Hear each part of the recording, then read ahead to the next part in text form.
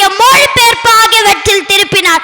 திருக்குறளுக்கு உரை எழுதினார். மனம் போல் வாழ்வு ஆகமே புறம் வலிக்கும் மெக்கு வார்க்கம் போன்ற நூல்களை மொழிபெயர்த்தார். இது அவர் கண்ட சுதந்திர இந்தியாவில் இடம் 3. மக்களுக்குள்ளே வீரம் எழ வேண்டும், அச்சம் ஓட வேண்டும். அதற்காக அவரது குரல் சிம்ம குரலாக மாறி வீர ஆவேச கனலாய் பேசி அவரது பேச்சு திறனை காட்டி மக்களை பலசாலியாக மாற்றுவதே அவர் கண்ட சுதந்திர இந்தியாவில் இது இடம் 4. நண்பர்களை சுயநலமல்லாமல் தன் தேசத்திற்கு தீவிரமாக உதவி செய்தால் எதையும் சாதிக்க முடியும். இது நான் கற்ற பாடம். நண்பர்களே, உங்களிடமிருந்து விடை கேட்கிறேன். நன்றி, வணக்கம்.